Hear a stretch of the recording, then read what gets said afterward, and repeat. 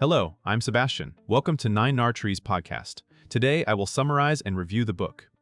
Red Scare, Blacklists, McCarthyism, and the Making of Modern America by Clay Rizin revisits the early Cold War era to explain how anti-communism became a defining force in U.S. public life. Rather than treating McCarthyism as a brief outburst tied to one senator, the book frames the Red Scare as a broad system of politics, media incentives, and institutional fear that reached into workplaces, unions, universities, churches, and entertainment. Rizin connects headline moments such as congressional investigations and loyalty programs to quieter mechanisms like informal blacklists and pressure campaigns that shaped careers and constrained speech. The narrative emphasizes the human consequences for accused individuals, as well as the larger transformation of American liberalism, conservatism, and the national security state. By mapping how suspicion and conformity spread, the book helps readers see how a democracy can narrow its own boundaries while insisting it is protecting freedom, and why the echoes of that period still matter. I will give you key takeaways from this book. Firstly, from wartime alliance to domestic suspicion, a central topic is the shift from World War II cooperation with the Soviet Union to the post-war politics of fear that made communism a domestic obsession. The book situates this turn in the pressures of geopolitics, nuclear anxiety, and genuine espionage cases that gave accusations an aura of plausibility. It also shows how uncertainty became politically useful. Leaders and institutions could translate complex international events into a simple internal enemy, turning foreign policy confusion into a narrative of betrayal at home. Rizin emphasizes that the Red Scare was not inevitable or purely reactive. It was built through choices by officials, legislators, editors, and activists who learned that suspicion mobilized voters, disciplined dissent, and redirected attention from other social conflicts. This topic highlights how broad currents such as decolonization, labor unrest, and partisan competition were reframed through anti-communism. The result was a public culture primed to accept loyalty tests, investigations, and punitive measures as common sense. By showing the origins of this mindset, the book helps readers understand how fear can become a policy framework, and how quickly democratic norms can be recast as security risks. Secondly, blacklists as a quiet system of punishment. The book treats blacklisting not as a single list, but as a decentralized method of control that reached far beyond Hollywood. Employers, industry groups, and private intermediaries could enforce ideological conformity without the safeguards of courts. A person might never be formally charged, yet still be denied work because of rumor, association, or refusal to cooperate with investigators. Rizin explains how this system relied on the logic of risk management. Companies feared boycotts, lost contracts, or government scrutiny, so they adopted preemptive exclusions that shifted the burden of proof onto the accused. The personal consequences were severe: lost income, broken networks, isolation, and long-term damage to reputation. This topic also clarifies why blacklisting was hard to resist. It was often informal, justified as private choice, and spread through professional gatekeepers rather than explicit laws. By tracing how institutions normalize these practices, the book shows how suppression can flourish even when constitutional protections technically remain in place. The Red Scare thus becomes a case study in how economic vulnerability and career dependency can be leveraged to police speech, turning conformity into a condition of employment. Thirdly, congressional investigations and the theater of accusation. Another major topic is the role of congressional committees and high-profile hearings in creating a public stage where accusation became entertainment, persuasion, and intimidation. Rizin highlights how investigations could blur fact-finding with performance. The spectacle rewarded aggressive questioning, dramatic claims, and insinuation, while witnesses faced impossible choices, name others, plead the fifth, or risk contempt and professional ruin. This topic explains how the process itself generated proof in the public mind. Even when evidence was thin, the mere existence of an investigation suggested guilt, and headlines amplified the impression.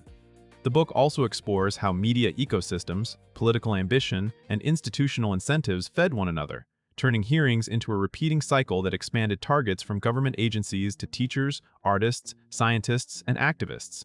The hearings shaped public understanding of loyalty as a matter for policing rather than debate. Rizin uses this to illustrate a broader lesson about democratic institutions. When accountability mechanisms are captured by partisan goals and mass attention, they can invert their purpose.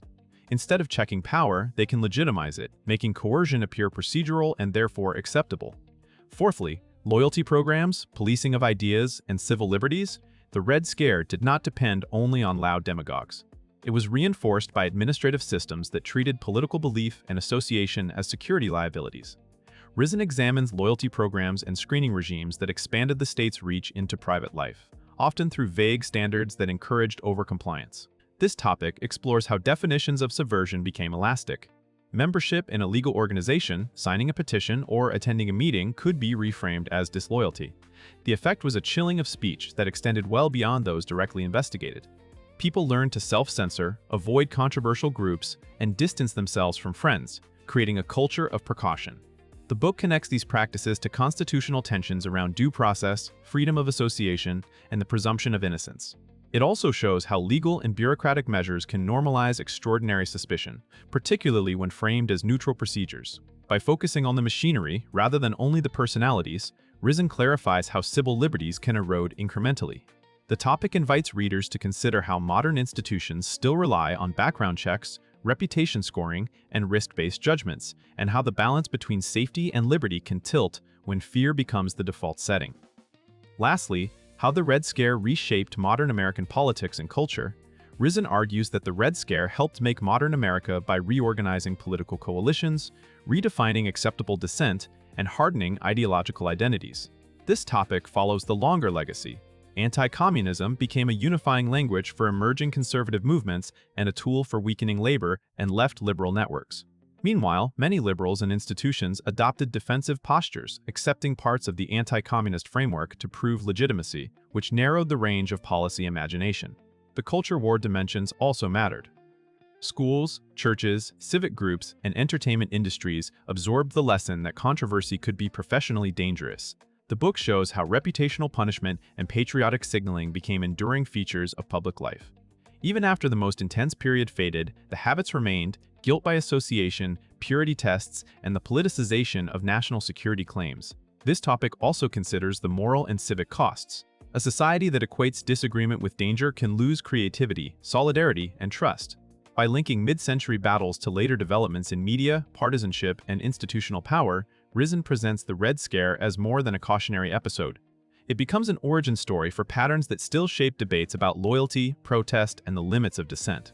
In conclusion, this book is for readers who want a clear, historically grounded account of McCarthyism and blacklisting that goes beyond caricatures and focuses on how systems of fear actually operate.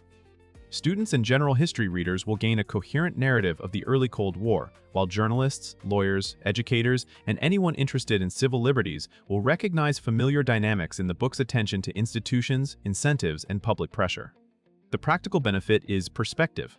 Understanding how loyalty tests and informal punishment spread helps readers spot the warning signs of conformity campaigns in their own workplaces, communities, or media feeds.